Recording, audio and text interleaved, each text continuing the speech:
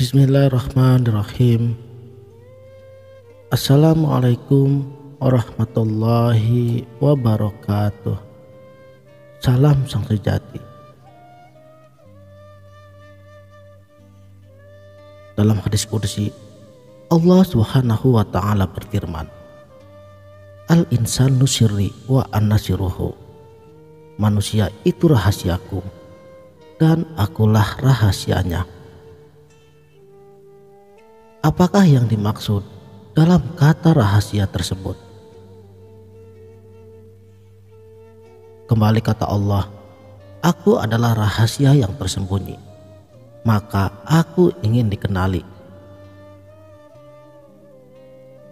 Dalam hal ini, para arifin billah, mereka mengungkapkan, man arafa nafsahu faqad arafa rabbahu, faqad arafa rabbahu fasadal jasad. Barang siapa yang mengenal dirinya, mengenallah dia akan Tuhannya. Dan barang siapa yang mengenal Tuhannya, binasalah jasadnya. Saudaraku, jika kita ingin mengetahui apa itu yang dikatakan rahasianya, cara yang paling mudah ialah merasakan dan menyelami ke dalam diri. Sebab hanya dengan menyelami ke dalam diri, kita akan tahu rahasia yang kita cari. Kata Allah di dalam Al-Quran, wa fi anfusikum afala tubsirun. Dan pada diri kamu, kenapa kamu tidak mau memperhatikan? Ilmu Islam terbagi kepada 4 bagian. Pertama syariat, kedua tarekat, ketiga hakikat, dan yang terakhir ialah makrifat. 4 tangga, 4 tingkatan, dan 4 jalan. Pertama ilmu, kedua amal, ketiga rasa, dan yang keempat nyata. Perkara ilmu dan amal itu sudah seringkali kita dengar dari para guru-guru kita. Para ahli fikih sudah sering mereka membahasnya. Yang paling sulit ialah bab rasa dan nyata. Sebab ini sudah masuk kepada wilayah hakiki. Berkenaan dengan perkara rasa ini, apa yang dimaksudkan dengan perkara rasa? Rasa yang bagaimana? Rasa yang sebagaimana? Dan rasa itu seperti apa? Untuk memahami perkara rasa ini, kita perlu memahami maksud perkataan daripada rasa pada pandangan dan kefahaman ilmu makrifatullah. Jika dalam kepahaman ilmu syariat, kepahamannya adalah tertumpu kepada perkara perasaan, rasa sedih, rasa sayang, rasa bosan, rasa suka dan tidak suka, dan berbagai macam rasa lainnya. Dalam kepahaman ilmu tarekat, perkara rasa ini tertumpu kepada rasa zauq yang hadir melalui amalia-amalia zikir yang ia amalkan. Zikir dengan cara dan kaedah yang disarankan oleh para guru mursyid pada jalan ilmu tarekat, sehingga hadir satu rasa yang asyik di jalan zikir tersebut.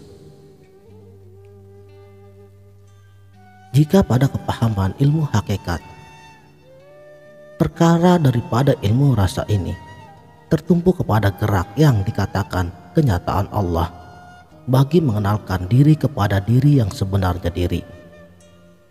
Dalam Al-Quran, Allah berfirman, Wallahu khalaqakum wa ma ta'malun. Bukankah Allah yang menciptakan kamu dan apa saja yang kamu perbuat? Saudaraku sang sejati, perkara ini selalu dipraktekkan agar gerak rasa itu senantiasa hadir pada diri ini. Agar gerak rasa itu meliputi, menyelubungi dan memenuhi diri, agar ia senantiasa adanya rasa itu selalu berkekalan dalam segala gerak dan diamnya.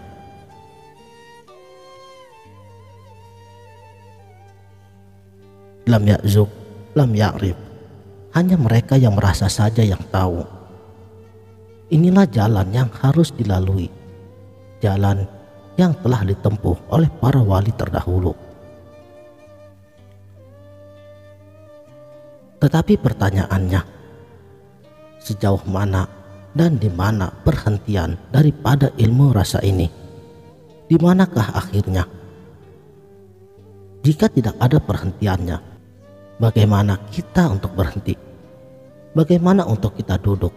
Bagaimana untuk kita letakkan etikat kita pada tahap rasa ini?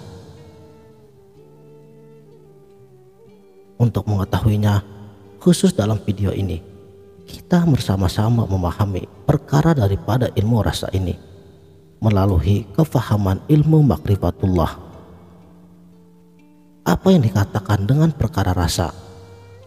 Untuk sementara, kita tinggalkan dahulu kepahaman pada tangga hakikat dan kita menyelami ke dasar lautan ilmu makrifat. Setelah saya jelaskan, terpulang kepada saudara semuanya untuk mengambilnya ataupun tidak. Apakah maksud daripada rasa dan apa makna rasa melalui kepahaman ilmu makrifat? Di dalam kita belajar ilmu makrifat, kita belajar ilmu rasa. Di dalam ilmu rasa kita belajar ilmu nyata, bukan hanyut dan terbuai oleh buayan rasa. Sebab bukan lagi dengan dirasa-rasa. Jika masih dirasa-rasa, itu masih belum nyata. Jika pada kepahaman ilmu hakikat, gerak rasa itu adalah untuk kita pahami apa yang di dalam diri jasad. Setelah kita memahami apa yang berada di dalam diri jasad, apakah masih kita tidak yakin akan kenyataan daripada Allah itu? Apakah masih kita perlu kepada bukti bahwasanya kenyataan Allah itu? Bagaimanakah kita perlu kepada pembuktian berkenaan dengan kenyataan Allah? Cukup-cukuplah kita dengan apa yang ada pada diri ini. Wa fi anfusikum afala tubsirun. Kenyataan Allah itu jelas nyata dan terang. Apakah yang berada di dalam diri kita ini? Yang berada di dalam diri kita ini adalah diri batin kita, yaitu diri ruh. Sifat ruh ini adalah sifat hayatnya, yaitu hidup. Hidupnya ruh itu sememangnya telah sedia adanya. Apakah perlu kepada cabang-cabang tertentu atau cara-cara tertentu barulah ruh itu dapat hidup? Allah itu tidak perlu kepada usaha. Mengenal Allah tidak perlu kepada ikhtiar, tidak perlu kepada cara untuk menyatakan Allah, karena yang menyatakan Allah dan yang mengenal Allah itu hanyalah Allah sendiri.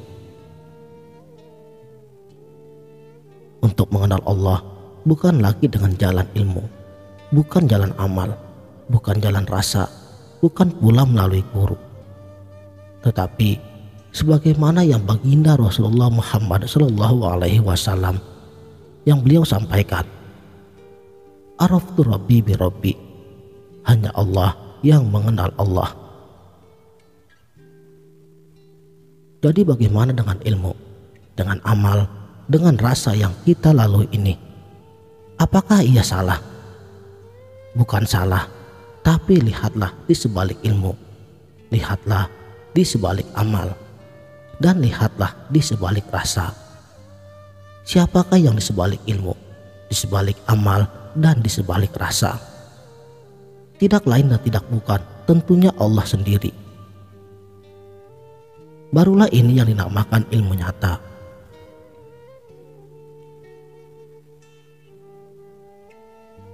Belajar ilmu makrifat bukan untuk dirasa-rasa dan bukan pula ilmu rasa-rasa. Ilmu makrifat itu adalah ilmu yang nyata. Pertanyaan selanjutnya, bagaimana untuk sampai kepada tahap nyata ini? Kita harus berbalik kepada apa yang ada di dalam diri kita. Apa yang di dalam itu adalah ruh. Ruh itu adalah diri sebenarnya diri. Diri sebenarnya diri itu adalah ruh. Ruh itu yang bergelar nurnya Muhammad. Nur Muhammad itu tidak lain dan tidak bukan. Ianya adalah daripada Nurullah. Uap bukan air dan air pun bukan uap. Tetapi tidak lain bahwa uap itu daripada air. Jika kita masih mencari-cari, masih mengira-ngira, menilai dan membagi-baginya berkenaan dengan perkara ilmu rasa ini, makanya ia tidak akan pernah nyata. Coba dibuka dalam pelajaran sifat 20. Semua sifat tertumpu hanya kepada Allah. Tidak ada satupun sifat makhluk. Jika ada satupun sifat makhluk, coba tunjukkan di dalam kolom komentar. Wal awalu, wal akhiru, wal zahiru, wal batinu. Dialah yang awal dan yang akhir, yang zahir dan yang batin. Leburkan, lepaskan, fana keakuan diri di dalam rasa. Barulah kenyataan Allah itu nyata senyata-nyatanya.